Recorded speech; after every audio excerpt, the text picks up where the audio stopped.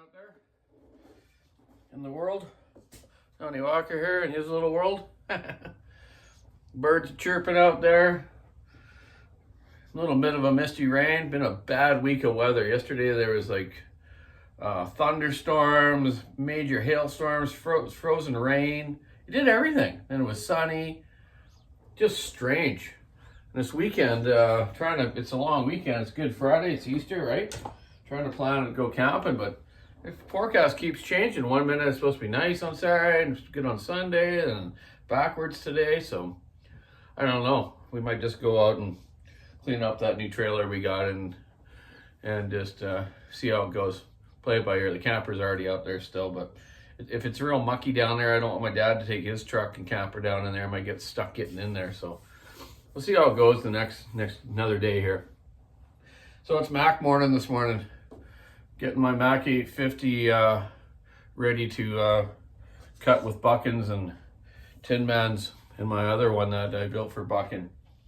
So this 850 is quite cherry. I got one in from a guy that the carb boot and coil was gone on it. But the thing's in great shape. So I'm making kind of two out of one. This is the cover off it. Pro Mac 850. Good old saws, very smooth saws for their time of saws. You know, guys really liked them. They were good on their hands, very smooth like the Huskies are. So I'm having a little dilemma. I've taken the old racing cylinder off one of my dad's obstacle pole saws. It's been ported really nice by him. And I put a different bottom end on because all the bottom ends are the same. The reason I changed the bottom end because he used to use the oil pot for the fuel tank. You see the fuel hose in there and the fuel filter.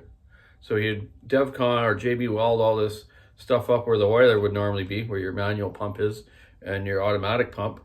So he glued all that up so it doesn't suck any air, right? And uses that as the fuel tank. Because you only use the saw for 10, 15 seconds, right? So you spray your chain with chain oil, chain lube, and then you do the obstacle pole saw race, which you run up the end of the pole, cut the end off, run back down, touch the end. So you get it. So that's what I've done with this one. It's kind of the first designs of piston ports, and they were quite ahead of their time. They're good engines. They had good torque to them. This one's been ported quite extreme on the intake, so it's probably, he built it to rev really high and do that cut real quick, but we're gonna see how it is in the wood with this timing on this one, because the other one I timed different. I'll go over those timing numbers after we run them, then I'm gonna let you know that. So yeah, this is in great shape. It's hardly been used, but the seals are super hard and old. Like this one, this is a seal that was in it, the PTO side seal, and you see it just slips right over. Like it's not even any, barely even touches the crank. It's that bad. It's that wore out. Probably because this thing spun like 15,000 RPM for a couple of years doing the logger shows, and just sitting around it got hard. So the Buckin gave me a couple seals, which is really nice. Thanks, buddy. Also wearing this hoodie today. That's another thing. I'm wearing a Stihl hat again. I wish I had a McCulloch hat. I gotta find, maybe my dad's got a couple of McCulloch hats. I gotta find one. I got Husky, Stihl, Echo, no McCulloch ones. Or maybe someone wants to send me one. I'll buy it off you. So this is another 850. This piston, this crank and piston assembly came out of that really nice saw there. So I'm gonna be using it again. I'll be building one more like this just to have for myself to go cut some firewood. So the seals that I got off Buckin, which was a bonus, the PTO one was right, but the ignition side wasn't. You can see the difference. One's quite a bit larger. The large one doesn't fit. I needed a bit of the smaller one. So Buckin, if you watch this in a bit, I already texted you a bit ago. Let's look around, see if we have that. Maybe that box of stuff my dad gave me is, maybe there's one in there. We'll check it out. I might have to go to his place tonight and do a little search. So that's just holding me up on it.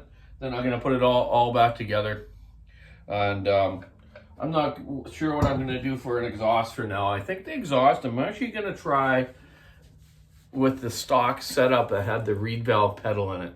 There's something about that my dad told me years ago would tune the motor kind of to that, but the way he's ported this, it might not work all that great. I might just need to put a nice straight shot shoot out of there. We'll see how it goes. You know, louder always isn't the way to go. You know, you want the torque, the power, right? So I'm gonna do an experiment with this and put that muffler on, the stock version with that reed, and then I'm gonna do some cuts with it when we do that cut-offs when Tin Man's here and Buckin's with me there. Then I'll put the other straight shot kind of one on, and we'll see what the difference is, eh? So yeah, we'll see how it goes. I was going to use the old Tillotson carburetor that my dad had on there that he bored out. He bored the Venturi out on it to give it a bigger bore size, eh? But the choke shaft's all missing and everything, and I want this to be a runner where the choke works and everything. So I got a really nice Zama SDCs, you call them. It's a C2. It's like brand new. So I'll put a kit in this.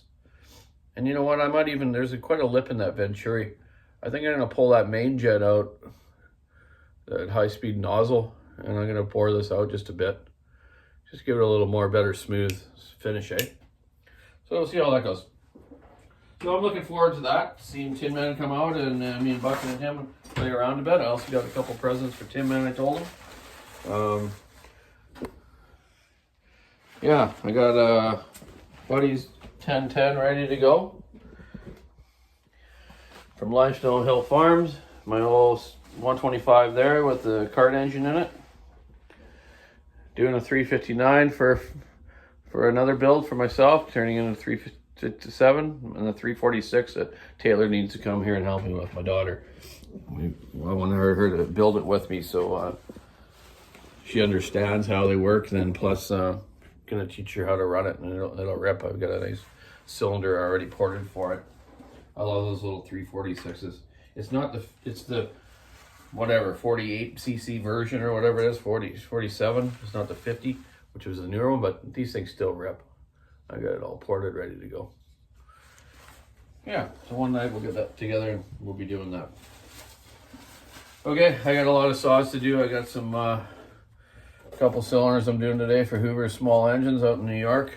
Him and his friend that helps him out there, Mr. Ott. 500 for him, and this is a little 261. So, Donnie Walker's got to get out here. Keep sawing wood, stick in the ice, rubber in the road. Have a great week. Getting close to Easter, so get some Easter eggs all colored up and take your kids on a little Easter egg hunt. Check out the WalkerSawShop.com online store. Have a great week. Bye.